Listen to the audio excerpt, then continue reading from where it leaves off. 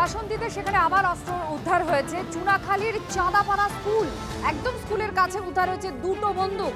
কারা বন্দুক রেখে গিয়েছে তদন্তে পুলিশ। কোথা থেকে এই অস্ত্র এলো? একদম স্কুলের কাছে চুনাখালীর চাঁদাপাড়া স্কুল, ঠিক তার পাশেই দুটো বন্দুক পেয়েছে পুলিশ। চুনাখালীর চাঁদাপাড়া স্কুল, সেই স্কুলের কাছেই এই বন্দুক রাখা ছিল। দুটো আগ্নেয়াস্ত্র উদ্ধার করেছে পুলিশ। বাসন্তী এলাকা, সেখানকার চুনাখালীর চাঁদাপাড়া স্কুলের কাছেই এই বন্দুকগুলো পাওয়া গিয়েছে।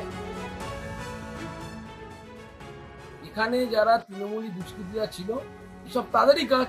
বিজেপি সরকার প্রতিষ্ঠা হয়েছে, ভয় পেয়ে তারা এই ধরনের এই যে বন্দুকগুলো এতদিন লুকিয়ে রেখেছিল, সেটা এই এখানে হয়তো রেখে দিয়ে গেছে। এখানে যারা তৃণমূলের নেতারা আছে তাদেরকে ধরলে, তাদেরকে হেফাজতে নিলে কার বন্দুক কোথা থেকে এলো সব বেরিয়ে আসবে।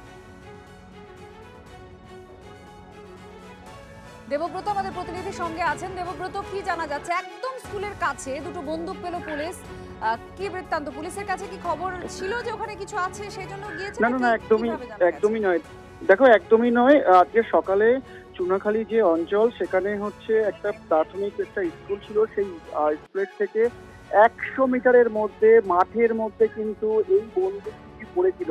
অর্থাৎ রাজ্যে পালা বদলের পরে যখন এই শাসন ব্যবস্থা পরিবর্তন হলো এবং যখন পুলিশের শাসন ব্যবস্থা প্রতিষ্ঠা হলো, তখন কিন্তু অপরাধীরা কার্যত কিন্তু তাদের ছেড়ে দিয়ে বা কেঁদে বাঁচি এই হতো অবস্থা।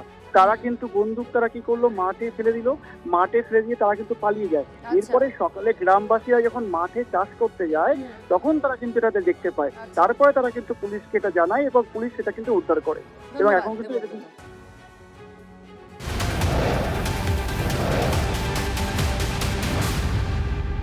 এদিকে সন্দেশখালীতে আবার অস্ত্র উদ্ধার হয়েছে, কার্তুজ উদ্ধার হয়েছে। লাগাতার আমরা কয়েকদিন দেখেছি যে পুকুর থেকে অস্ত্র পাওয়া গিয়েছিল, কার্তুজ পাওয়া গিয়েছিল। আবার সন্দেশখালীর নাম এলো এই অস্ত্র উদ্ধারের ক্ষেত্রে। একটা দেশি পাইপ গান আর 7 রাউন্ড কার্তুজ পাওয়া গিয়েছে। গ্রেফতার করা হয়েছে অভিযুক্তকে। সালাউদ্দিন মোল্লা, শঙ্করদহ গ্রাম, সেখানকার বাসিন্দা। তার বাড়িতে তল্লাশি চালিয়ে এই অস্ত্রগুলো পায় পুলিশ। দুটো ছবি আপনাদের দেখাচ্ছি। একদম বাসন্তী স্কুলের পাশে বন্দুক পাওয়া গিয়েছে, আর আপনারা বাঁ দিকে দেখতে পাচ্ছেন সেটা হচ্ছে সন্দেশখালীতে কার্তুজ আর বন্দুক পাওয়া গিয়েছে, আর গ্রেফতারও করা হয়েছে অভিযুক্তকে। নূর আলম সন্দেশখালীর বিষয়ে আরো জানাচ্ছেন। নূর, কি জানা যাচ্ছে? কি লাগাতার আমরা অস্ত্র উদ্ধার দেখছি সন্দেশখালীতে হচ্ছে, এখানে কি জানা যাচ্ছে আর কিভাবে এই অস্ত্রগুলো পাওয়া গেল?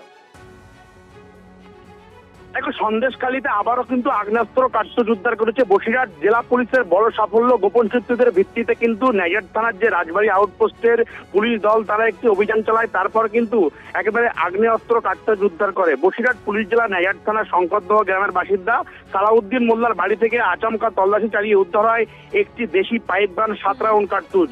ইতিমধ্যে অভিযুক্ত কি বসিরহাট আদালতে তোলার জন্য বিভিন্ন প্রস্তুতি নেওয়া হচ্ছে বসিরহাট জেলা পুলিশের তরফ থেকে।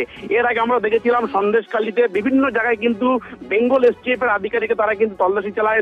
তারপরে কিন্তু বিপুল পরিমাণে আগ্নেয়াস্ত্র কার্তুজ উদ্ধার করা হয়। তারপরেও আবারও দেখা যাচ্ছে যে এই সন্দেশখালীতে বিপুল পরিমাণে আগ্নেয়াস্ত্র এবং কার্তুজ উদ্ধার করেছে বসিরহাট জেলা পুলিশের একবারে বিশেষ